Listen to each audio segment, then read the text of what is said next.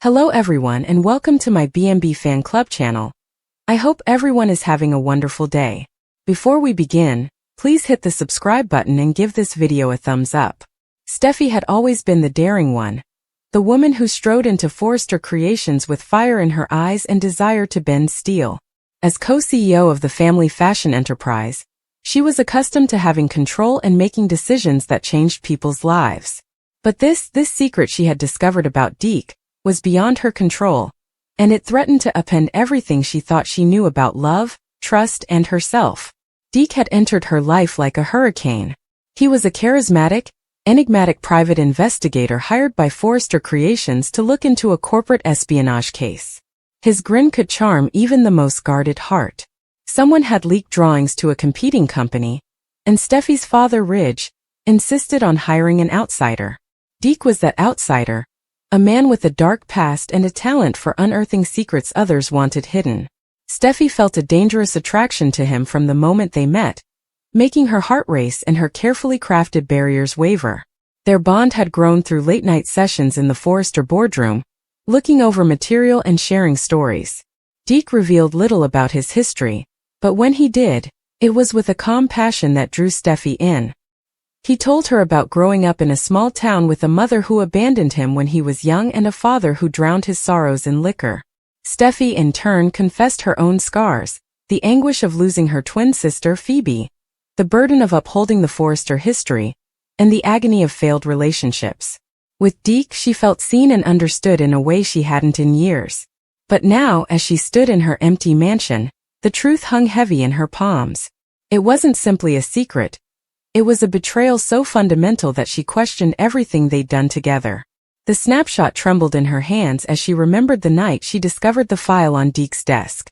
She hadn't intended to snoop. She'd gone to his office to hand off a contract, but the manila folder labeled Forrester piqued her interest. Curiosity, or perhaps instinct, drove her to open it. Documents, images, and notes inside painted a picture she couldn't get out of her mind. Deke wasn't simply a private investigator. He was associated with the very competing corporation that had been stealing Forrester designs. The notes included payment information, coded signals, and a scheme to sabotage Forrester Creations from within.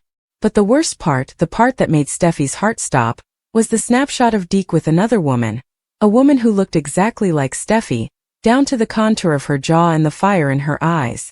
Handwritten on the back were the words, "Keep her close." Steffi's knees buckled, and she slumped to the floor, the photograph slipping from her grasp. Had everything been a lie? Every late-night chat, touch, or whispered promise? Was she merely a pawn in some sophisticated game? The questions raced through her head, each one a dagger to her soul. She thought of her family, Ridge, Brooke, and her brother Thomas, and how they had trusted Deke and accepted him into their lives. She imagined her daughter, Kelly, sleeping upstairs, unaware of the storm rising in her mother's heart. The next morning, Steffi confronted Deke in his office. The sun shone through the blinds, spreading streaks of light across his face, but his expression was incomprehensible. "Tell me it's not true," she pleaded, her voice quivering with wrath and desperation. "Tell me you didn't use me." Deke reclined back in his chair, his gaze never leaving hers. "Steffi, you don't understand what you saw." "Then explain," she exclaimed, slamming the folder onto his desk. "Explain why you have photos of me, notes about my family, and connections to those attempting to kill us." He remained silent for a moment, his jaw tense. Then he stood and moved closer, his voice low and steady. "I was paid to get close to you, correct? But not for the reasons you think." Steffi took a step back and laughed cruelly. "Oh please, don't disrespect me with more lies." "It's not a lie," Deke replied, his voice shaking. "I was meant to infiltrate Forrester Creations and provide information to my client. But then I met Steffi. I met you and everything changed." She wished to believe him. She really wanted to. But the proof was unmistakable, and her heart was too battered to believe.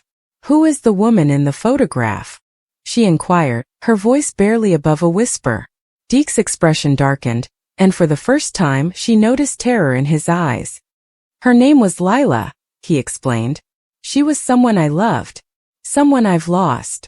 Steffi's breath caught. "Lost? She died?" Deke replied with a harsh voice. That was 2 years ago. She worked for the same folks I did, and when she tried to leave they made sure she couldn't. That is why I accepted the position with your family. Not simply spy, but also discover a way to bring them down. To make them pay. Steffi's mind raced. Was he telling the truth? Or was this simply another layer of deception? She wanted to scream, cry, and get away from the misery. But she was Steffi Forrester, and the Forresters did not flee. They fought. Over the next 3 weeks, Steffi devoted herself to discovering the truth. She hired her own investigator, looked deep into Deke's past, and cobbled together a devastating and horrifying story. Deke had told the truth partially. His fiancée Lila was killed in a strange vehicle accident while attempting to leave the company that employed them. Deke had taken the job at Forrester Creations not only to spy, but also to amass evidence against his bosses in the hopes of exposing them. But he hadn't expected to fall for Steffi, and the complication had made him clumsy, putting the file where she could find it. However, there were still holes in the account that Deke couldn't, or wouldn't, answer. Who was actually tugging the strings? Why did they attack Forrester Creations? And why did Steffi think he was still hiding something? As the days grew into weeks, Steffi's life became a delicate balance between her responsibilities at Forrester Creations and her search for answers. She moved away from Deke, ignoring his calls and texts, but his presence persisted like a ghost. Every time she closed her eyes, she saw his face, heard his voice, and felt the anguish of what might have been. Her family saw the change in her. Ridge inquired if she was all right, Brooke provided a listening ear, and Thomas hovered protectively, but Steffi kept her pain hidden, frightened to show them how deeply she had been hurt. Deke arrived at her mansion's door on a rainy night, as rain beat against the windows. His clothes were saturated, his hair was stuck to his brow, yet his eyes burned with intensity that made Steffi's heart race. I'm done hiding, he explained. Do you want the truth? Is that all? Then allow me in. Despite her better judgment, she did. They sat in her living room, the fire crackling in the hearth, as Deke told the rest of his story. The group he worked for was more than just a competitor. It was a syndicate with ties to every major industry, including fashion. They'd chosen Forrester Creations because of its power, riches, and potential as a front for their operations. Deke had been their pawn, but Lila's death had transformed him. He'd been attempting to demolish them from inside, using Steffi and her family as leverage. I never meant to hurt you, he explained, his voice breaking. I assumed I could keep you out of it, but I was mistaken. I fell in love with you, Steffi, and that's the one fact I can't hide. As she listened, Steffi's eyes welled up with tears. She wanted to detest him and push him away, but her feelings for him were like a persistent flame that refused to extinguish. You used me, she muttered. You made me believe in you. I know, Deke replied, reaching out for her hand. She drew away, and the pain in his eyes matched her own. I'll spend the rest of my life making it up to you if you'll let me. But Steffi wasn't sure she could. Trust, once broken, was like a shattered mirror, beautiful in its parts, but impossible to put back together without noticing the fissures. She told him to leave, and as the door shut behind him, she felt a piece of her heart depart with him. The following weeks were filled with board meetings, fashion displays, and sleepless nights. Steffi put herself into her work, creating collections that were bolder and fiercer than anything Forrester Creations had seen before. But every sketch and stitch was filled with her grief. She saw Deke's face in the darkness, heard his voice in the quiet periods, and questioned whether she'd made the right decision. One day, a package appeared at her office. Inside was a single photograph, not of her or Lila, but of a young girl with Deke's eyes. A message was tucked beneath it, in Deke's handwriting. Her name is Ava. She's my sister. They have Steffi. Steffi's heart stopped. Help me save her. This was the missing piece, the secret Deke had been keeping. The syndicate was not only controlling his past but also his family. She knew she couldn't walk away from Deke or the conflict. She was a Forrester, and Forresters do not back down. She dialed Deke, her voice steady despite the storm in her chest. Tell me everything, she asked. And this time no lies. As they began to plot, Steffi recognized that this was greater than her heartache and her family's business. It was a battle for redemption, love, and the opportunity to regain what had been lost. And despite the dangers that lay ahead, Steffi was certain of one thing. She was done being a pawn. She would write her own story, even if it meant breaking her heart in the process.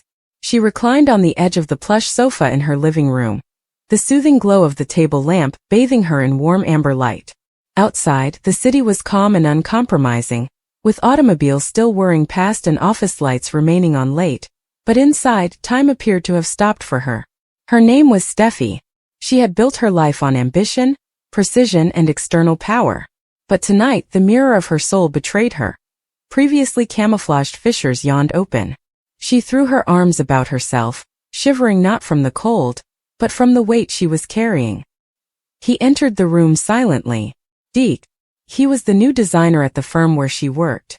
Sharp mind, compassionate demeanor, kept his head low and his ideas high. She respected him. But the respect had evolved into something else, something that terrified her. He drew near the flat white coffee table and gave her a concerned look. "Steph," he said gently, "you're late." She said with a faint, brittle smile. "I lost track of time," she explained. Her voice cracked slightly and she cleared her throat. "We need to talk." They sat across from one another. The couch, chairs, and room were all set up as if life were going on as usual, but nothing felt natural anymore. The secret hung in the air between them, a foreshadowing of what might happen if it was revealed. She swallowed. "Deke, you and we've been dancing around the truth for months." He nodded, guarded but honest. "I understand. I feel it too." She reached into a drawer and took out a tiny envelope, the type used for pledges, confessions, or things too heavy to utter aloud. She placed it on the table in between them. It shone under the lighting, as if it had its own light. Deke leaned forward just enough to see the word secret, etched in exquisite lettering over its surface. "Open it," she whispered. He did. Inside were 2 sheets of paper, the first with her letter and the second blank. The first read, "I never intended for this to happen. I never intended to fall like this, nor for you to fall for me. My chosen life and role did not allow for true self-expression. And yet here we are." Deke's heart tightened. He gazed up at her. "Steph, whatever this is, we can handle it. Together." Tears welled up in her eyes. "That's it. I cannot. I can't face it. Not with you. What have you done that you believe will cause you to lose everything if the world finds out?" He inquired kindly. She looked away. "It's not what I did, but who I am. Who I tried to be. The facade. I used to prioritize my name and legacy over addressing my emotions, but now I recognize them. For you." He took her hand. "Then let us reconstruct it. With honesty." She paused. The silence extended. She then withdrew her hand and stood. "I'm sorry, Deke," she replied. "This is unfair to you. This isn't fair to me." He got up, surprise in his eyes. "What are you saying?" She swallowed hard. "I'm suggesting we should quit. Right now. Before somebody else finds out. Because if they do, you will be devastated. I can't let that happen." His lips parted, but no words emerged. A heavy emptiness engulfed the room. She turned and walked to the window, the city lights blurred by tears. He followed her eyes. He remembered how, in the protection of the office studio, they used to discuss dreams. She previously mentioned she wanted something genuine.